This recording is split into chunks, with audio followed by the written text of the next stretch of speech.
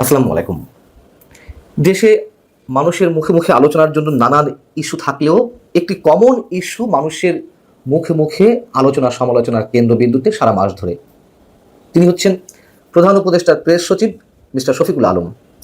তিনি তার ক্ষমতার দাপট শো করার জন্য বিভিন্ন ইস্যুতে এমন অনধিকার চর্চা নিয়ে কথা বলেন যাতে করে সরকার সহ বিভিন্ন মহল রীতিমতো বিভিন্ন সময় বিব্রতকর অবস্থায় পড়ে। তিনি আসলে প্রধান উপদেষ্টা প্রেস সচিব নাকি সরকারের মুখপাত্র? এই প্রশ্ন অনেকদিন ধরে করছি, অনেকেই করছেন। এই মুহূর্তে এসে সেই প্রশ্নটি খুব গুরুত্বের সঙ্গে তুললেন সিনিয়র সাংবাদিক নিউ এজের সম্পাদক নুরুল কবির। তিনি প্রশ্ন তুলেছেন যে বাংলাদেশের অন্তর্বর্তীকালীন সরকারের এখনই সময় জনাব শফিকুল আলম কি প্রধান উপদেষ্টার প্রেস সচিব নাকি সরকারের মুখপাত্র তা জনগণের সামনে স্পষ্ট করতে হবে। এবং এই দাবি শুধু নুরুল কবিরের নয়, দীর্ঘদিন ধরেই এটি উচ্চারিত হচ্ছে। সাংবাদিক নুরুল কবির তার ফেসবুক পোস্টে একটি স্ট্যাটাস উল্লেখ করেছেন যে তিনি বলছেন, যদি শফিকুল আলম সরকারের মুখপাত্র হন যেমনটি তাকে দেখে মনে হয়, তাহলে অধ্যাপক ইউনূস এবং তার মন্ত্রিসভার সব সদস্যকে বিভিন্ন ব্যক্তি, রাজনৈতিক দল এবং ধারা সম্পর্কে জনাব শফিকুলের ঘন ঘন আপত্তিকর মন্তব্যের দায়িত্ব নিতে হবে। অর্থাৎ তিনি যদি সরকারের স্পোক্সম্যান হিসেবেই কথা বলে থাকেন, বিভিন্ন ইস্যুতে যেসব উল্টাপাল্টা মন্তব্য করছেন, তাহলে তার দায়িত্ব সরকারের অন্য সব উপদেষ্টার এবং অবশ্যই প্রধান উপদেষ্টার। খুবই যৌক্তিক মন্তব্য সাংবাদিক নুরুল কবিরের। এবং শফিকুল আলম, যেটি শোনা যায়, সরকারের মধ্যে তিনি নিজের একটি ক্ষমতার বলয় তৈরি করেছেন। তার কারণে সরকারের কোনো কোনো উপদেষ্টাও কাজ করতে, নিজস্ব দপ্তরে কাজ করতেও দ্বিধাবোধ করছেন, বিড়ম্বনা বোধ করেন। এবং তিনি যে যথেষ্ট ক্ষমতা অধিকারী তা তো তার কথাবার্তাতেই বোঝা যায়, হাবভাবে বোঝা যায়। তবে একটা বেলাতে তিনি মিউ মিউ করেন। শব্দটা শুনতে খারাপ লাগতে পারে, বাস্তবতা যেটি আমরা দেখেছি, বলতে বাধ্য হচ্ছি। ছাত্র সমন্বয়কদের কোনো ক্ষেত্রে বা জাতীয় নাগরিক পার্টি এদের বিষয়ে কোনো কথা বলতে গেলে খুব সফটলি বলেন। তার মানে কি? মানে তিনি এটুকু জানেন যে তাদেরকে ম্যানেজ করতে পারলে সব কিছুই করা সম্ভব। বিষয়টি তাই। এর আগেও মন্তব্য করেছে নাহিদ ইসলাম যেদিন পদত্যাগ করলেন ডাক ও টেলিযোগাযোগ মন্ত্রণালয় থেকে, বা তার যে পদ ছিল যে মন্ত্রণালয়ে, পদত্যাগ করার পরে তো আর তিনি সরকারের কোনো দায়িত্বশীল ব্যক্তি নন। তাকে পাশে বসিয়ে সংবাদ সম্মেলন করেন এবং তিনি এমন সব কথা বলেন যার কারণে মানে আমরা এই বিষয়টি নিয়ে কথা বলতে বাধ্য হচ্ছি। আবারও আমরা দেখে আসছি তার কারণে সরকার এবং রাজনীতির বিভিন্ন পরিবেশ বা রাজনৈতিক দলগুলো নানান সময় বিব্রতকর অবস্থায় পড়ছে। কি কারণে? কি তার এমন ক্ষমতা? তাকে কি কোনো অফিসিয়াল ক্ষমতা দেওয়া হয়েছে সরকারের মুখপাত্র হিসেবে?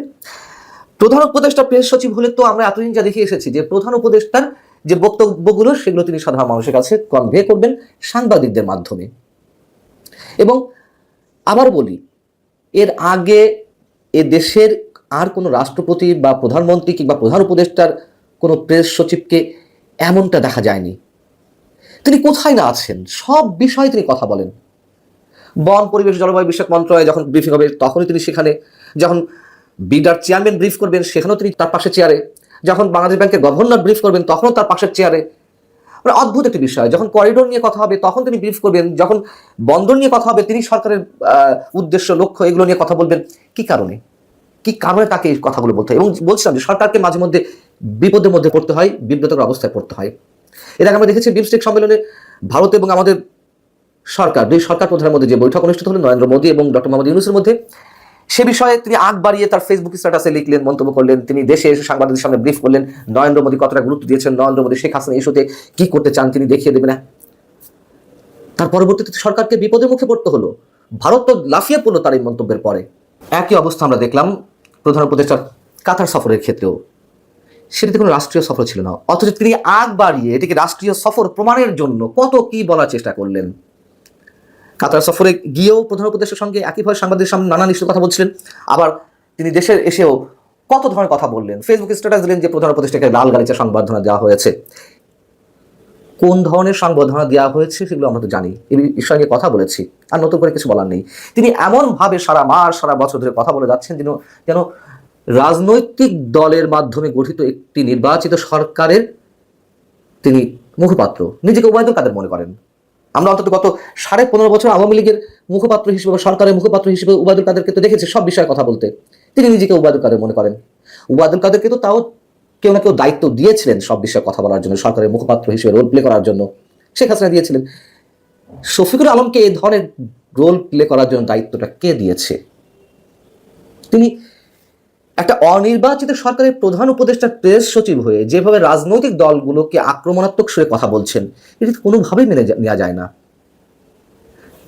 তিনি বললেন কদিন আগে একটি টেলিভিশনে যে বাম দলগুলো দেশকে বনসাই করে রাখার চেষ্টা করছে, মানে দেশকে আর উন্নতির পথে যেতে দিতে চায় না, একটা লিমিটেড জায়গায় দেশকে রেখে দিতে চায় দলগুলো। কত আপত্তিকর একটি মন্তব্য। তিনি নতুন ফতোয়া দিলেন যে এই সরকার যা ইচ্ছে, মানে সব ধরনের সিদ্ধান্ত নেওয়ার ক্ষমতা রাখে। গণতান্ত্রিকভাবে নির্বাচিত একটি রাজনৈতিক সরকারও তো সব ধরনের সিদ্ধান্ত নেওয়ার ক্ষমতা রাখে না, জনগণকে পাশ কাটিয়ে, রাজনৈতিক দলগুলোর সাথে আলাপ আলোচনা বাদ দিয়ে, কিংবা সংসদকে পাশ কাটিয়ে।